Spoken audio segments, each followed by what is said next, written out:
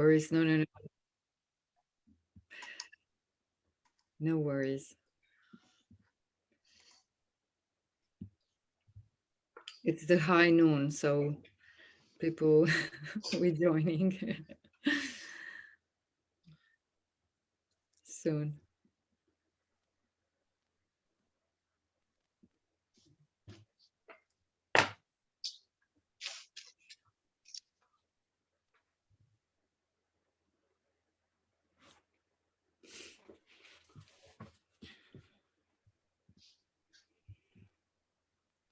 So I see mostly new fellows joining us, and then Holger is here, Katarina is here, Lucia is here, Milos is here.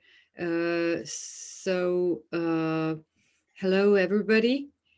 I think you know me well, and I'm not gonna do any introduction of myself, but then of the Center for Advanced Studies, because we are very happy to welcome new fellows, and then also happy to share this moment with the fellows that are still here in Rijeka or some former fellows.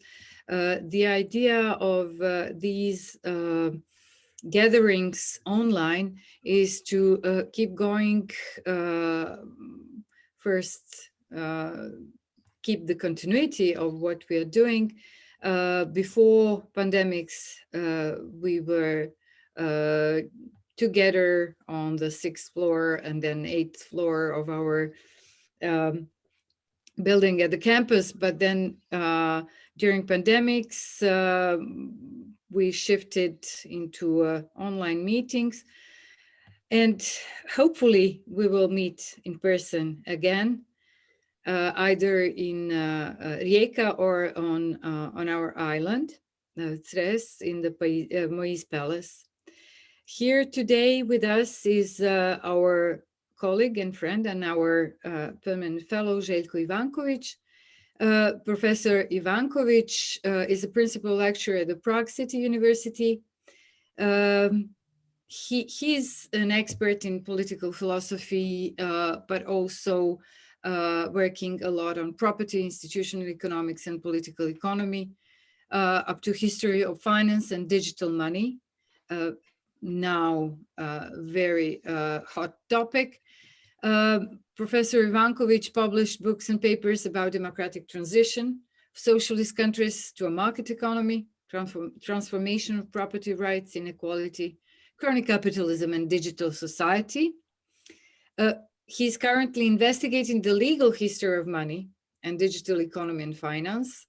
I think that we can even have the opportunity to discuss what is going on with current war on the European soil and interventions that happened also on that digital market. Starting with Elon Musk and his decision to jump in with letting satellites be used in Ukraine, but again, also on some other aspects of it. So maybe I would not take much of our precious time and let Professor Ivanković present his work and today's topic for about 45 to 50 minutes, and then we will proceed with Q&As. Thank you, Željko, very much for joining us today, and thank you all for our semi-first event and also our current event online with the CAS seminars. Thank you, Sanja. Thank you for the introduction. Today's presentation, I will start. It will take, I think, 50 to 55 minutes probably. Sorry for that. So today's presentation is cryptocurrency and financialization, and it was supposed to be a segment of a larger program of the Center for Advanced Studies Southeast Europe of the University of Rijeka, which for itself was entitled Cryptocurrencies, Financialization, and the World Without Money. Besides the economic and financial aspect of cryptocurrencies, the idea was to observe cryptocurrencies then from a social, political, and philosophical perspective. The question proposed to be examined within the program I mentioned included: does crypto finance really break? They promise they break with the traditional financial industry. Does crypto finance really break? Or does it continue financialization as an economic, social, and political phenomenon? And in this presentation, I answer positive. Yes, they continue with the financialization. Okay.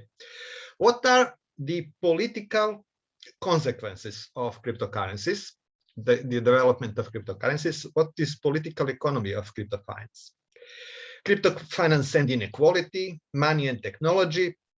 Does crypto finance transform the concept of fair price? And I will comment this today. I also want to emphasize that the emergence of crypto again stimulated a number of researchers and revived the discussion, what is money? And this will also be commented briefly today. For the beginning, I will introduce key concepts, cryptocurrencies and financialization. Intentionally, I will not define them. I will describe them. I will introduce some distinctions between financialization, between them, and close intertwined but distinct concepts. Let's start with financialization. Some define financialization as an increase of the percentage of the financial industry in the gross national product, gross domestic product, GDP. This is, I would say, an economic definition or explanation of financialization. Other scholars, and this is second description, other scholars analyze the transformation of family, company, and state in regard to finance. With regard to families, families traditionally care for old members. Then public pension funds were created. And finally, financialization offered private pension programs. A similar example is university loans and private education for the young regarding to families.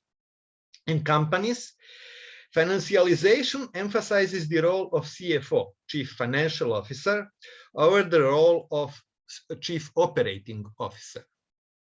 Regarding the state, typical for the period of financialization is an increase of the use of debt for public expenditure financing.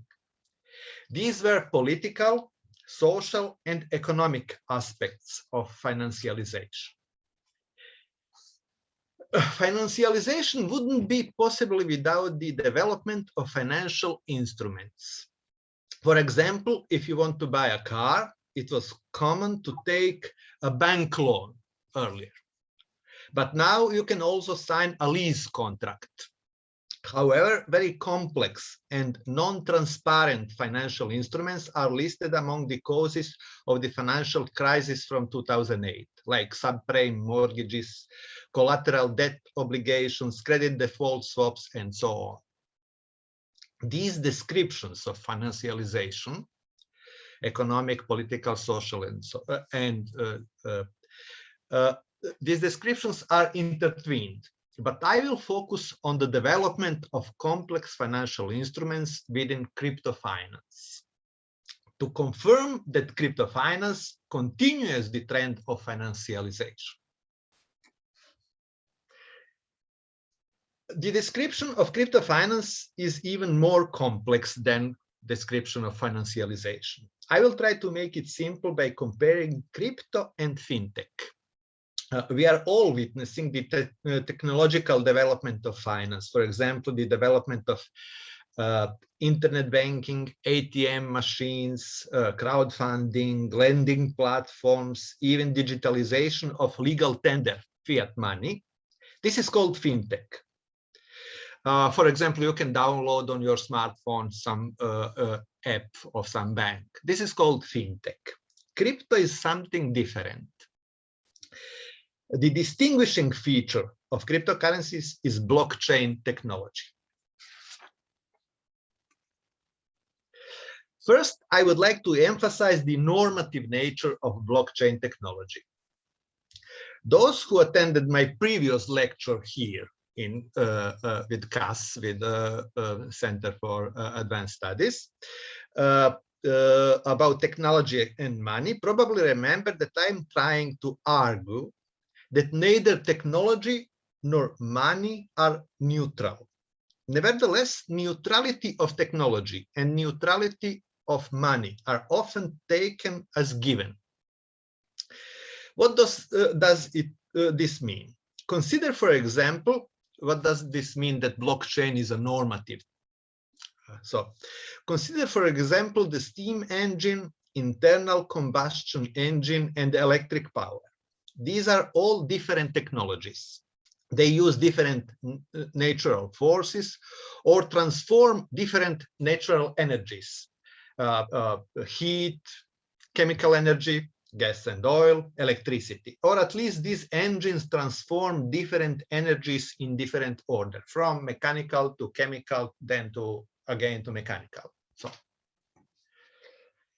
blockchain technology belongs to ICT technology, but blockchain is based on different principles than other solutions within ICT.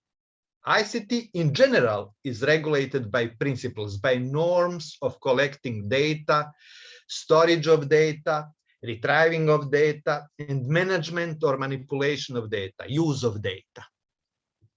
Blockchain organizes and manipulates data in its own way, following its own principles, its own norms. This unveils open doors to its normative nature.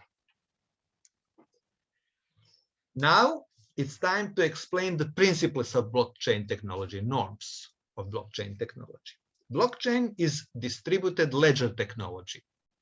The EU regulation, draft of regulation of cryptocurrencies, doesn't even mention the word blockchain.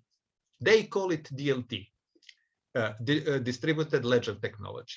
This means that all transactions are distributed to all members of the network, as if you pay something to your friend and information about that transaction is sent to all members, all 14 of us. So if I pay something to Marco Luca or to Emilia, therefore my account must be anonymous but unique. So this is called pseudo-anonymity. However, this is completely opposed to banking technology. In banking, a bank clerk or bank computer controls transactions.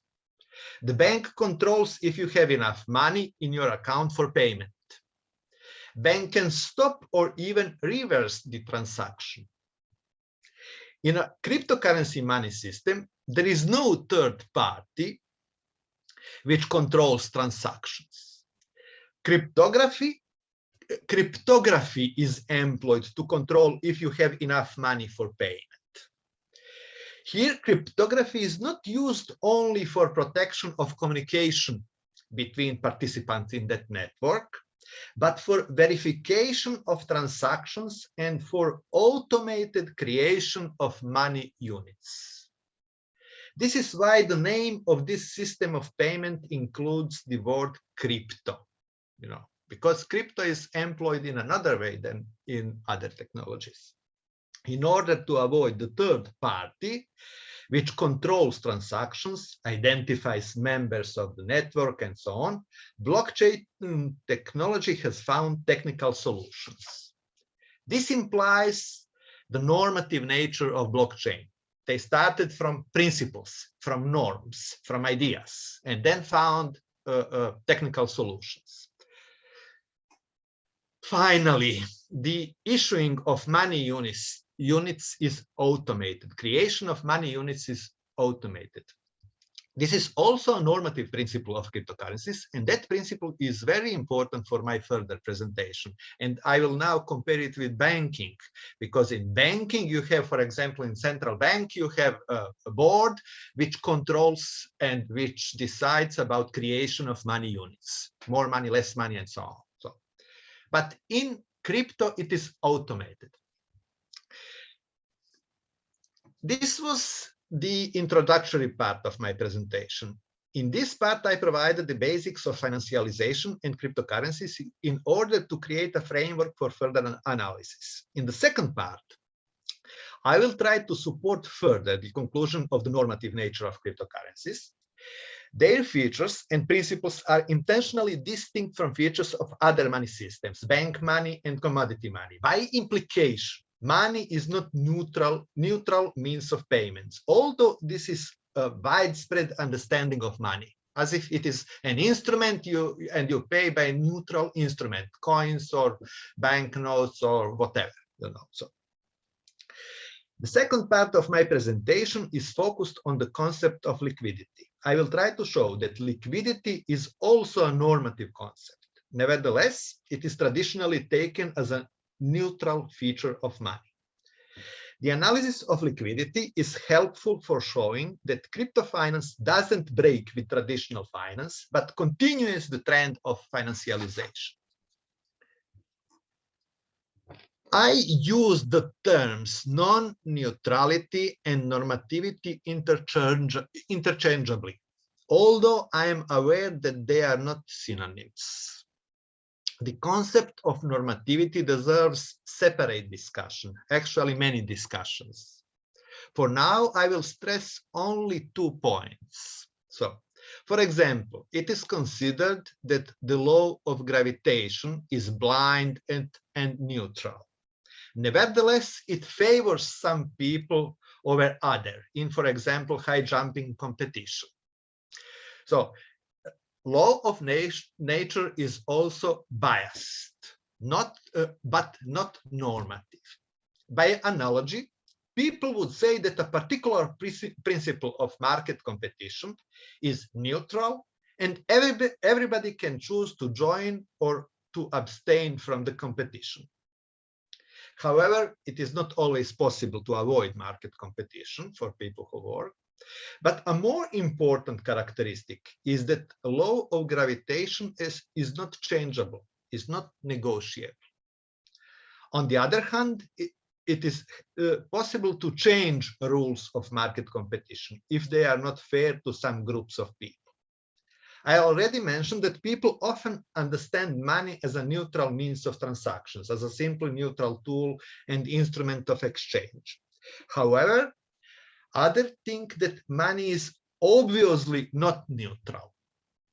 If two sides negotiate about business projects, about job or exchange, those with more money have a clear advantage.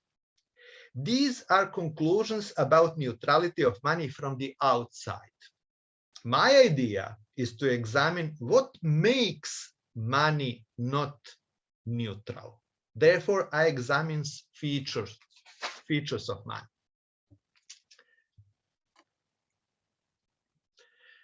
Second part of my presentation is a modified and adjusted lecture which was given at the Teesside University Business School Research Seminar on February 21st under the title Cryptocurrencies and Liquidity Theory of Money. For those of you who are not familiar with crypto and finance, please be patient. I will try to explain further as simply as possible, not because of that, because you are not familiar, but because I think the purpose of analysis is to explain something as simple as possible. So I just need a little bit patience. So it's time to explain why liquidity, why I analyze liquidity. First, because liquidity is often and traditionally considered the essence of money. Second, the liquidity theory of money is tightly intertwined with the theory of money neutrality and with the quantitative theory of money, which is often considered neoclassical, that is, neoliberal theory of money, ideological. So, third reason for the analysis of for comparison of liquidity of money and cryptocurrencies is to show that cryptocurrencies continue the trend of financialization and don't break with the development of traditional finance. Complex crypto-financial instruments were developed as solutions for different aspects of liquidity imperfections of cryptocurrencies.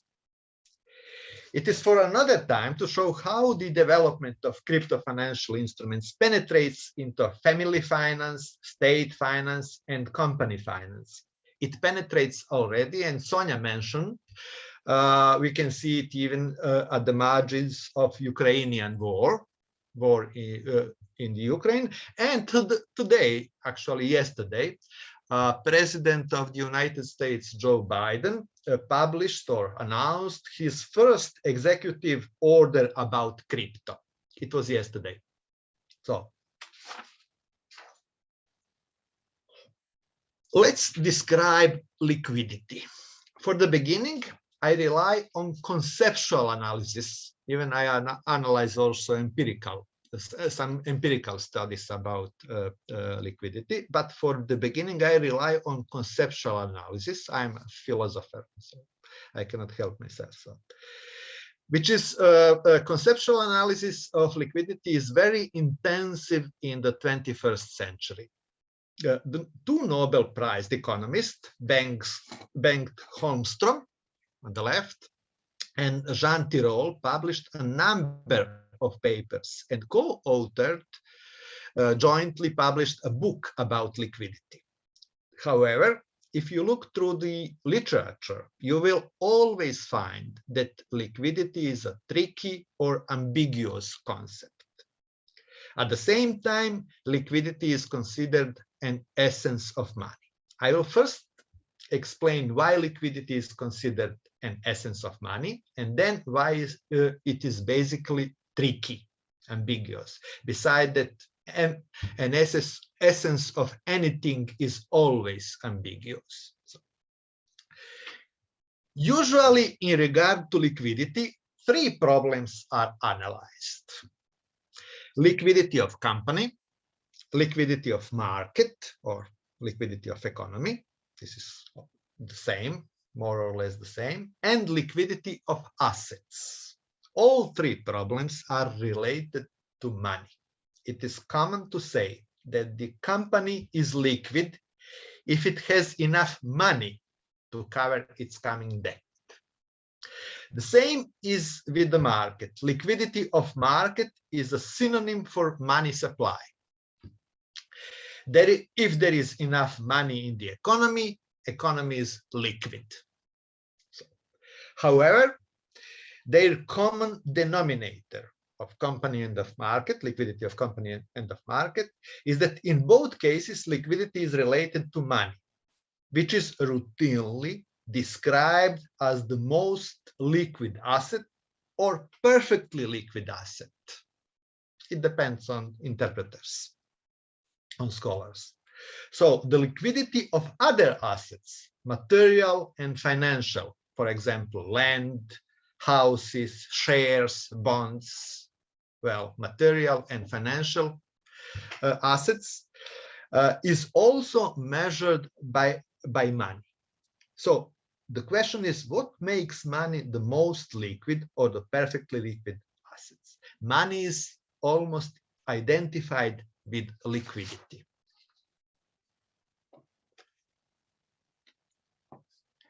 And now I will try to explain why liquidity is tricky, why it is ambiguous concept. Usually liquidity of assets is described as how easily, meaning how quickly, the asset can be exchanged for money, can be sold.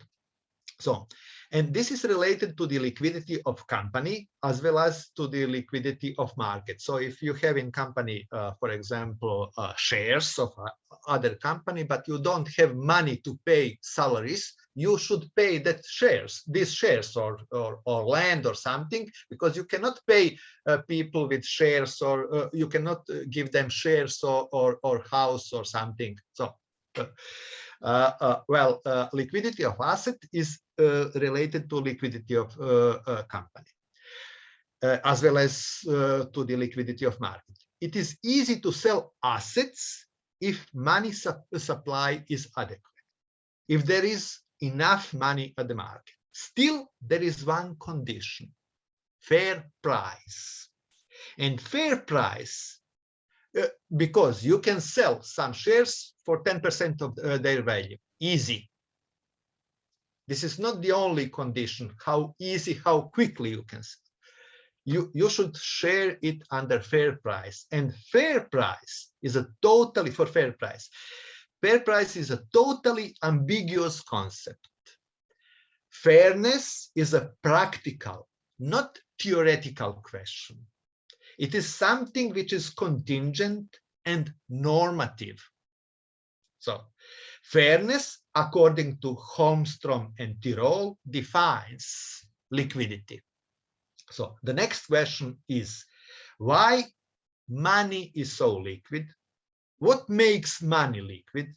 Is money always liquid? If not perfectly liquid, is it money at all? What is liquidity of money? Recently, many authors studied these questions from different perspectives. Here I mention Goodhart, Gorton, Holmstrom, Tirole, Desart. So, it is probably worth mentioning that both Hayek and Keynes noticed this special property of money. They calling it moneyness, but they didn't, to my knowledge, study the details. What is moneyness? What is liquidity? They did. Formulations of mentioned authors are different. Beside moneyness, they introduce descriptions such as cash premium, liquidity premium, confidence yield. They explicitly consider them synonyms to moneyness or liquidity of money. However, the changed wording doesn't help much. You can call it liquidity or moneyness or confidence yield, but what it is, what is it? Besides the new wording, there are two corresponding descriptions of the liquidity of money: legal and informational. From the legal perspective, money transaction is final. Transaction with other asset is not final. There is the possibility of later objections in regard to features of assets. If I sell, for example, to Emilia my house, and she gives me money, euros, I cannot complain in 6 months, oh, your euros weren't what you promised to be. But she can complain that my house, for example, windows are not fixed well, and wind is during the winter comes through the windows, you know. So she can complain. This is difference, legal difference between money and other assets. So basically, similar is the informational description of liquidity. Money is no question asked assets. And I think this is Holmstrom's definition of the liquidity of money. This is somehow similar with the legal definition, which money transaction considers final, but there are further consequences.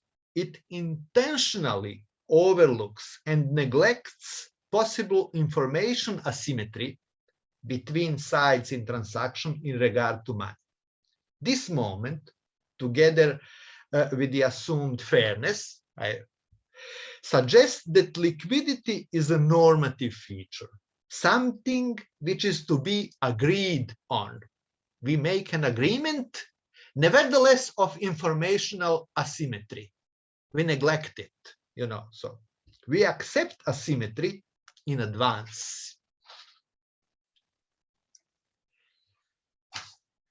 In order to further describe the no question asked feature of money, I will borrow Holmstrom's Pawnshop example, which is old, I think, not Holmstrom is younger, but 2,600 years old. From some Chinese documents, you can find Pawnshop example, So that Pawnshop example is very illustrative, can be generalized to other examples, and the example can be used for an analysis of liquidity of cryptocurrencies.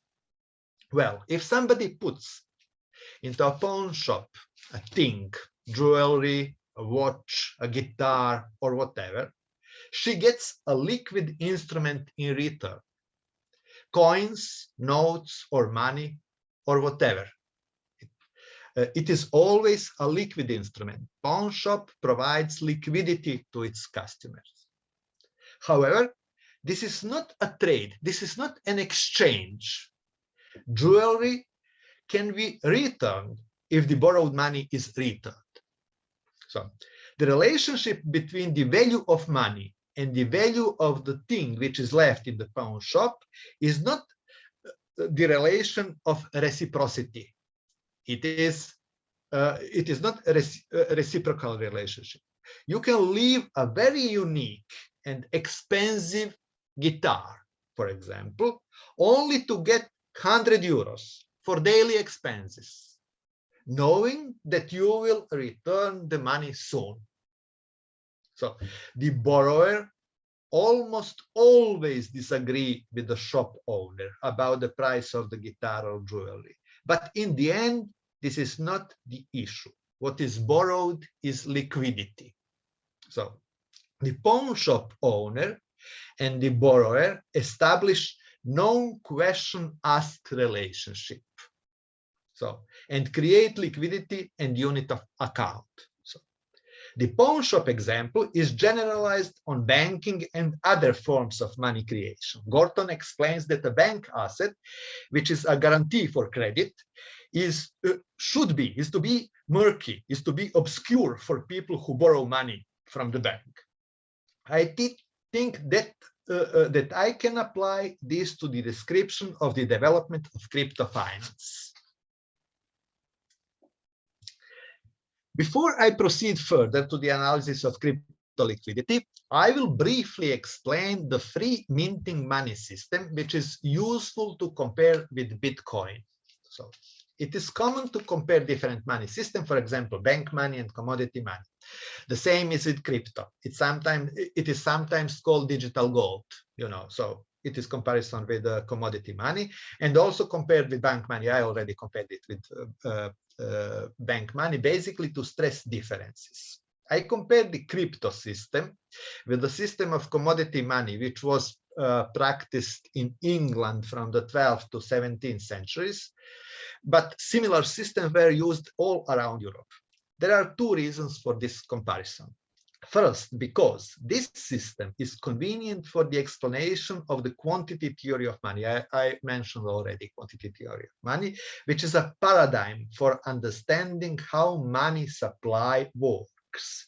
And monetary authorities rely on this theory even today, despite its many deficiencies and confirmed deficiencies. But they always think in these terms, in this framework, and all of us also. Second, there is an assumption of automatism, that is, volume of money, which is expressed in the number of gold or silver coins, is automatically adjusted to prices of commodities. This kind of automatism is assumed in the construction of Bitcoin network. So you remember that the volume of money is one of the synonyms of market liquidity. Basically, people bring gold or silver to the mint. So, and they get coins back. They get a smaller weight of gold. They bring, for example, 1 kilo of gold, and they get, for example, 95% in coins. But coins are more liquid than gold. It is sometimes expressed as if coins are covered by a tiny layer, which is called liquidity premium. Just a second, please.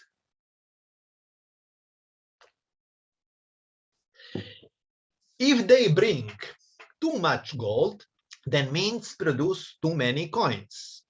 Prices go up, and people decide it is much better for them to hold their gold for themselves. If prices of commodities decrease because of lack of coins in the market, people again bring gold to mints, which produce coins. This is that assumed self-adjusting mechanism, which automatically regulates liquidity of money and market. This is related to neutrality of money,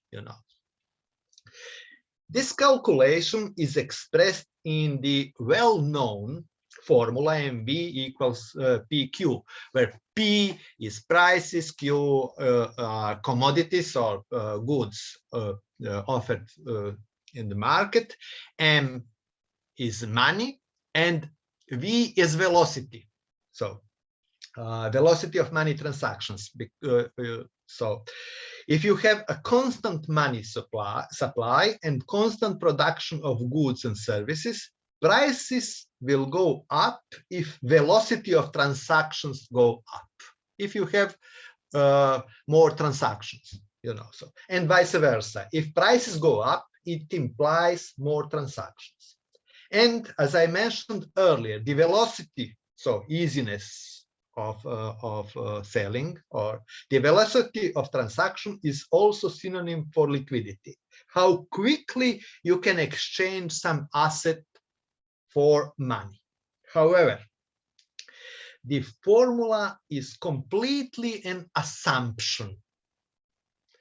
This is a very rough model, which usually doesn't work, and didn't work even within the system of free minting.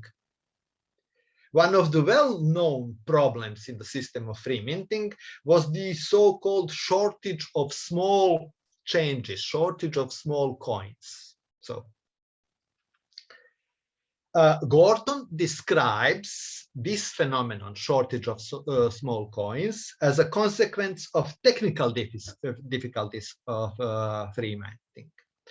Hayekians describe it as an intervention of state. I published a paper which relates a shortage of small coins with Gresham's law. So Keynesians relates that problem with explain that problem with the liquidity preferences, and there is a merit in all of these explanations. So, still, this model is used in the construction of Bitcoin. This automatism, supposed automatism, and self-adjusting mechanism. So money supply will be constant. You know that nowadays every 8 minutes 6 bitcoins is automatically created. No, so this is algorithm. So money supply will be constant, and prices will depend on production of goods. This was assumption. If more goods and services are supplied, prices will go down. This understanding is expressed in a famous tweet of Changpeng Zhao, the founder of Binance. So the largest crypto exchange in the world. So, and he is one of the richest people in the world. Changpeng Zhao. I think he's worth now $100 billion, you know. So, but so his tweets should be taken seriously. Nevertheless, they are wrong, you know. So, he said, he expressed that automatism in this tweet, that it is everything else that's volatile. But Bitcoin is constant because production of Bitcoin is constant and predictable. Volatility of prices of cryptocurrencies is a well-known problem. The model doesn't take into account velocity of transactions and demand for money or liquidity preferences. Here I provide two pictures only to describe and emphasize the importance of technical differences between the free minting and the Bitcoin money system. First chart shows the price, of Bitcoin and number of transactions. You can see that while prices and volume of transactions are volatile, the number of transactions is more or less constant. Prices and volume are volatile. So this is because transactions are packed in blocks of similar size. So, in comparison to coins and bank money, the processing of crypto transactions is more centralized. All transactions go through one bottleneck. So exchange of coins and banknotes is decentralized among traders, between people who buy and sell in shops in Rijeka, for example, in Zagreb, and you know, it is decentralized. Transactions are decentralized. Who buy and sell in shops across the market. Because of this centralization of processing of transactions, traders sometimes offer an additional fee to get a better position in the line of processing transactions. So, when crypto enthusiasts speak about decentralization, this is tricky. This is not completely true because all transactions go through the same process, through the same bottleneck. Second picture displays so-called slippage, sudden and brief collapse of price, which happens very often on some exchanges. And I think this is this picture is from the exchange, Binance exchange, from this exchange, the largest exchange in the world, crypto exchange, of course. So. Sudden and brief collapse of price, which happens very often on some exchanges when some very large order is to be executed. For example, 1 billion worth Bitcoins. For example, the current price of Bitcoin can be $40,000. I think today's is $38,000. Buyers place their orders on the exchange. Some of them declare they will buy Bitcoin for $10,000, regardless of the current price. So, in the case of selling of large amount, if there are not enough buyers to buy for current price, then price goes down automatically.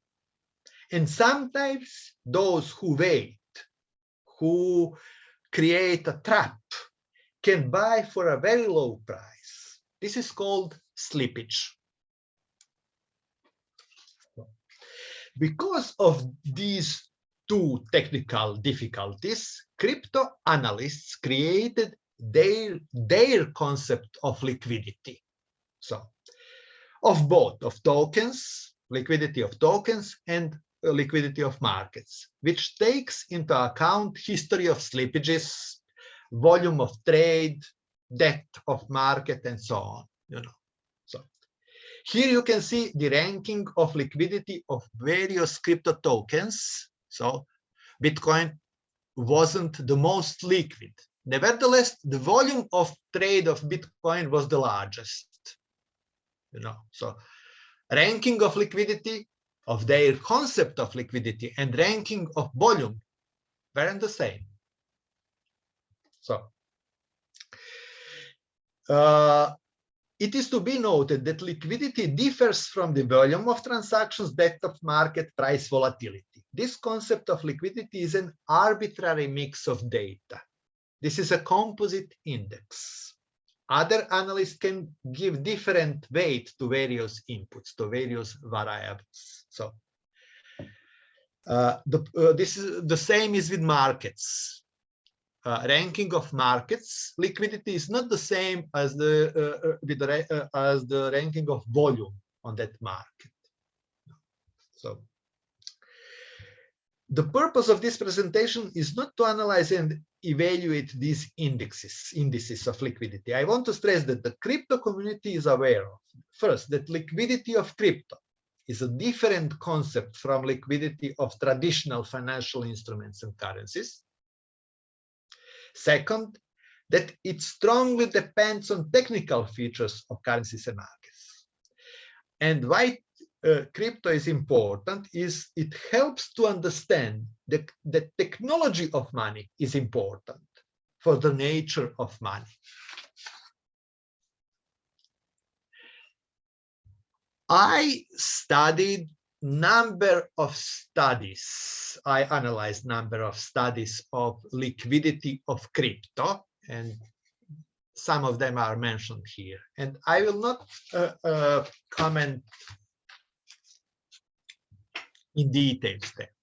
I only want to stress they use instruments which are developed for the analysis of liquidity of traditional financial markets. Therefore, their usefulness is limited. But there is an interesting finding confirmed by a few studies. Unlike in traditional financial markets, where high price volatility of an instrument causes less demand and lower volume of trade, in crypto markets, behavior is opposite. When price volatility increases, this attracts traders and increases volume of trade, which is proxy for liquidity. So, for example, when price of some bond is volatile, people usually abstain from trading. So they wait. But in crypto is opposite. And in crypto is similar, behavior of crypto professional is similar to hedge funds. They like crisis. They are hedge funds are creation of financialization. This is first similarity between crypto professionals and crypto market and hedge funds. They are creation of financialization. I have just a few slides. I'm going to provide my two additional insights about the liquidity of crypto markets. I wouldn't say conclusions, but insights. I think it is better. I conducted 15 structured interviews with crypto professionals, with crypto traders. And I observe regularly discussions on about crypto on networks, in discussion groups. So, in my opinion, the most important finding is that there is no notion of fair price among crypto traders, among crypto professionals, when they observe liquidity, when they discuss liquidity. As I mentioned at the beginning, Holmstrom and Tirole describe liquidity as a possibility to sell an asset quickly, but for a fair price.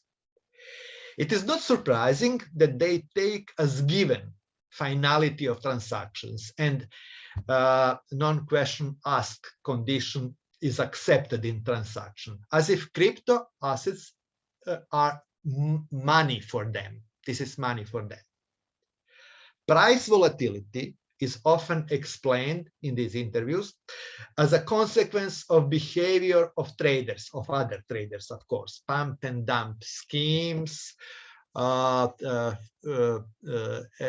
fear, uncertainty, and doubt. They call it with that acronym, greed, money grab. But they accept it as given. You know, they accept these conditions of trade. So traders are very aware of technical market frictions. So a lot of discussions on social networks are about how to overcome technical problems with particular tokens and exchanges. Strong focus on technical barriers of liquidity is to be noticed. Slippage, bid-ask spread as technical feature, problem of scalability, limited number of transactions. This is scalability. This is called scalability. And efforts to find technical solutions for liquidity problems, for price volatility. The relationship between liquidity and technology was neglected before crypto.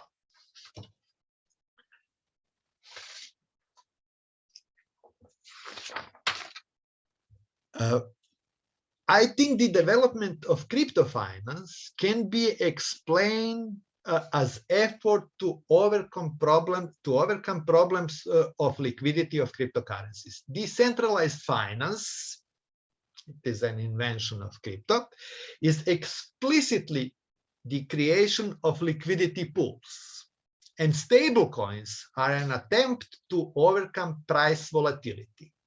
What is more interesting to me is that you can find features of Pawnshop mechanism in the crypto environment. When financial managers of crypto projects or crypto exchanges collect crypto tokens or cryptocurrencies as an income, they nowadays almost routinely use them as collateral, as guitar, as jewelry, for borrowing another token or stable coin, following the pattern of Pawnshop. Volatile crypto assets are treated as jewelry to get a stable coin or some other token which is more liquid. They form a no question asked relationship. Since arrangements are usually not trade relations, but perpetual swaps, repurchasing auctions, repurchasing contracts, and so on. They often use smart contracts, which is why technology is important. So the point of the analysis is that money and liquidity are created normative artifacts. However, I believe that future development, I will now show, future development of their instrument, of their liquidity concept will include fairness. And this is my concluding slide.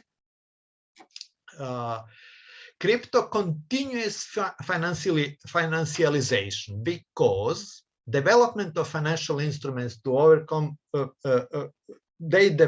crypto develop financial instruments to overcome liquidity obstacles. Crypto neglects the concept of fairness, and market volatility attracts crypto professionals similar to hedge funds. I think these are characteristics of financialization. So this is 50 minutes. Thank you.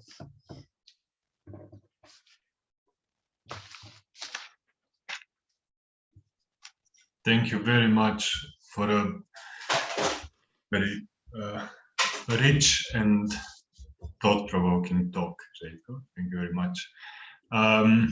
Do we maybe have some questions or comments or points to raise for further discussion?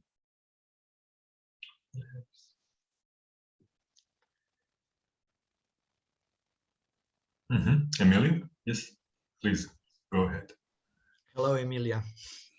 Hello, and thank you very much. I'm very glad to be here and to start this adventure with you all. And I just want to comment a moment on the presentation, just to share something that I find really interesting in your presentation. The fact that the concept of fairness has been taken into consideration when it comes to crypto values, but in a different sense. I found it already when we talk, for example, when we examine some experiments with crypto currencies, we talk about the fairness of having access to cryptocurrencies. Okay. So, for example, if we do, it's true that we do not have a mint. So it is said that even though you don't have a bank account, you can access to cryptocurrencies, which is true. But there are other questions. So do we have all access to internet? Do we have the knowledge we need? So fairness has to be has already been taken into account when it comes to cryptocurrencies. But what I realized in your presentation is that you are giving a whole new context to the concept of fairness, which makes it way more interesting in the analysis of cryptocurrencies. So this is my first remark. And the second one is about another concept, which is the concept of value itself.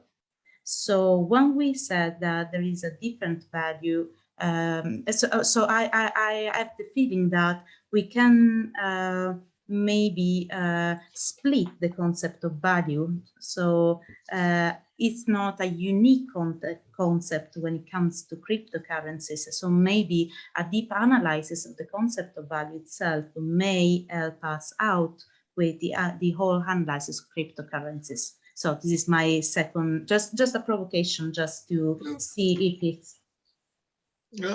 Excuse me, can you repeat the second question? Because yes. I will answer the first comment and I agree with the first comment, but please, can you tell again your second about the value? This is ongoing discussion about the value of cryptocurrencies. Yeah, yes. Yes. I think the simplest answer is that the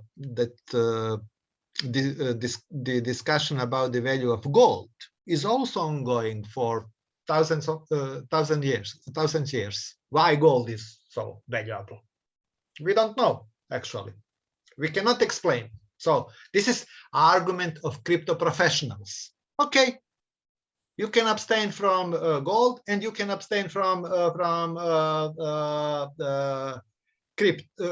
Bitcoin, for example.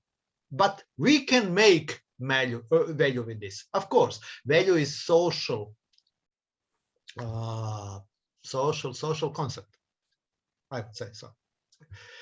What is valuable is on society, you know. So, and for fairness, yes, I agree totally with you.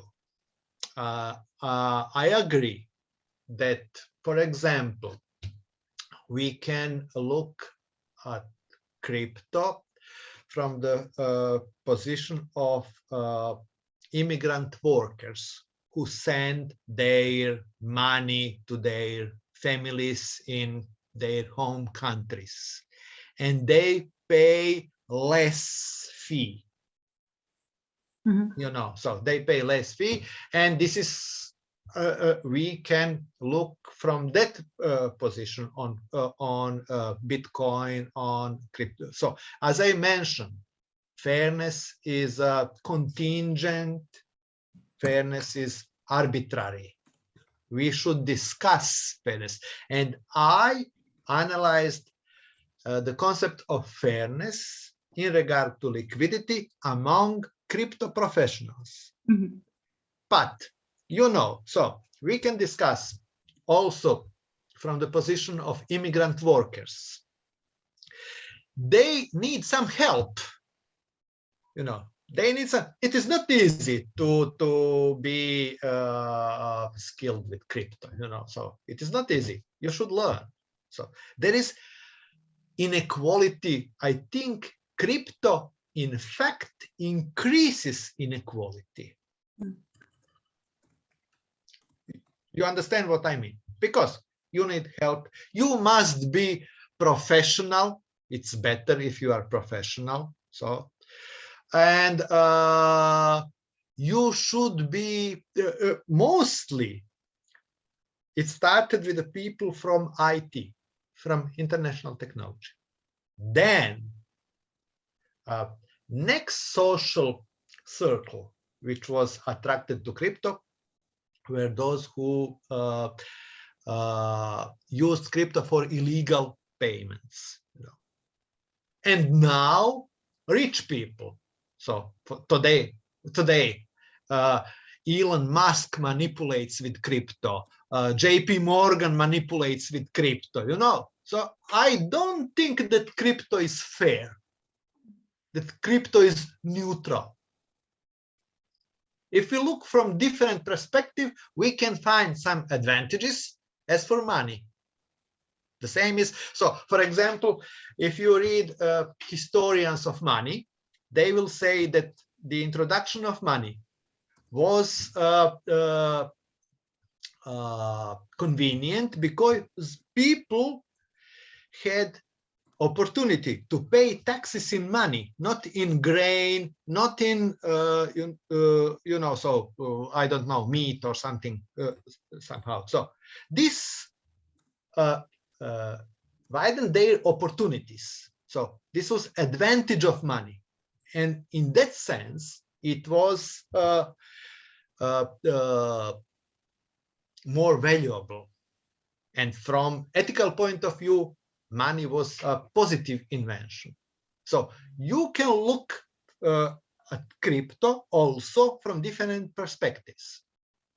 This is my understanding, and I analyzed fairness from the point of view of crypto professionals.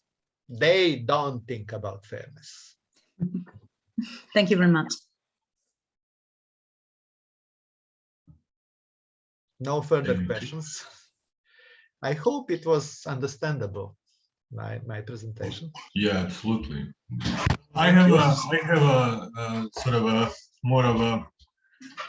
It doesn't have necessarily to do with the details of the presentation. More to pick your brain about certain possible developments of crypto. First, I find this information that the volatility is perceived as favorable to crypto traders as a very, very interesting and very sort of striking feature of the whole thing. So I was just sort of wondering whether there are some sort of differences between different crypto. First of all, like, is there a difference between sort of Bitcoin and Ethereum, which has this sort of at least an attempt to develop a more sort of complex ecology of applications and, you know, decentralized organizations, blah, blah, blah. So it has this sort of different, maybe sort of background ethos to it, at least in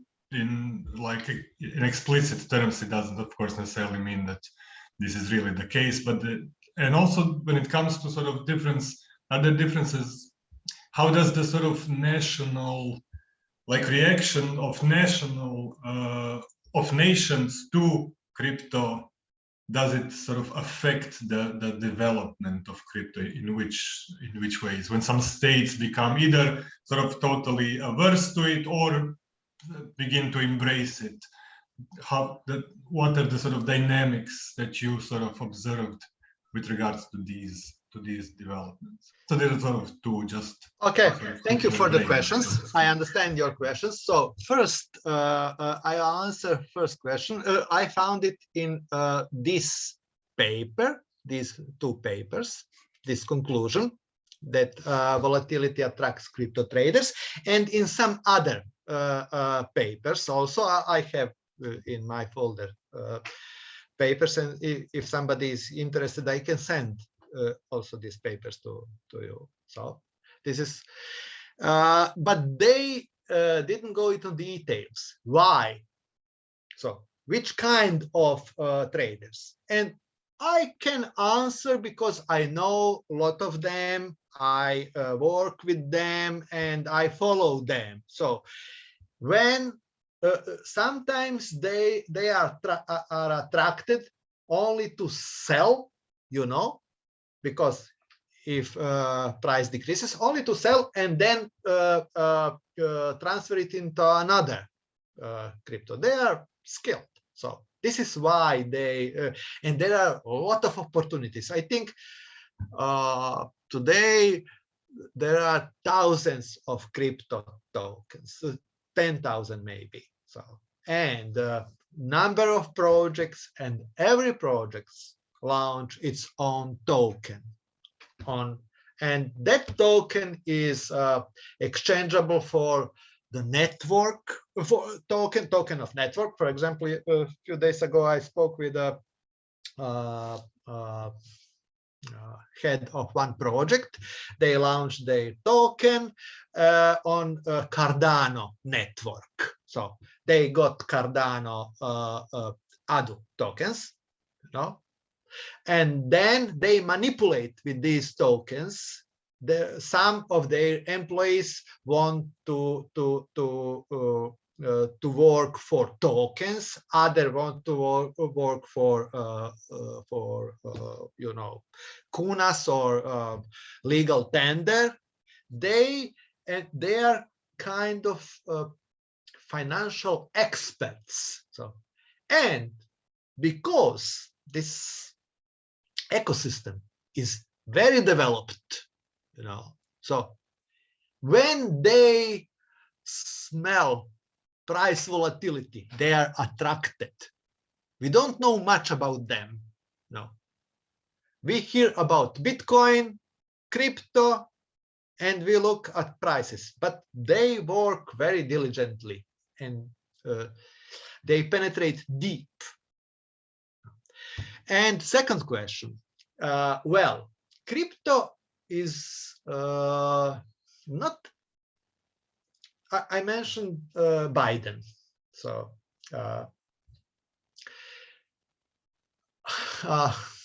well, without fairness, I think without stability, crypto will not attract a lot of general population, you know. This is my my conclusion, my insight. So because it is too risky, you know. Okay, it is a segment of market still, but in that segment of market,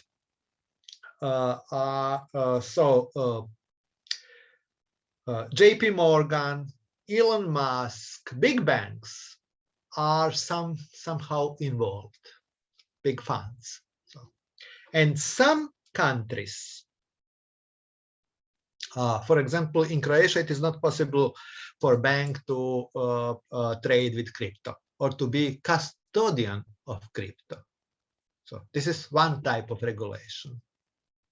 In China, they ban crypto totally. Nevertheless, they have miners there. So in the United States, and there is ongoing regulation in European Union, very interesting. They try to regulate crypto exchanges mostly. So regulation of stable coins. There is an idea to regulate stable coins as if they are banks. So they attract, they collect collaterals as banks, and they create money units, stable coins. So in the United States, and Gorton, I mentioned several times Gorton. So Gorton so promotes that idea. Stable coins must be regulated as banks. So, and Financial Times also promotes that. And in the United States, they regulate funds, mostly funds, crypto funds till now. So, okay, and of course, illegal activities. This is a separate part of regulation. But in different countries, differently. And with the development of regulation, crypto develops as well. And vice versa. With the development of crypto, regulation develops. So. Further questions? Thank you. Thank you. Thank you. If we don't have any more questions, we can call it a day. I think the talk was very clear, so I think that people still have to sort of work through the implications and everything. Thank you very much. Thank you, There is one. Katarina says chat. thank you for the talk. Thank you very much for the talk, Željko. And welcome to the new fellows to CAS. I haven't had a chance to say it, so welcome. And thank you very much for a very, very interesting talk.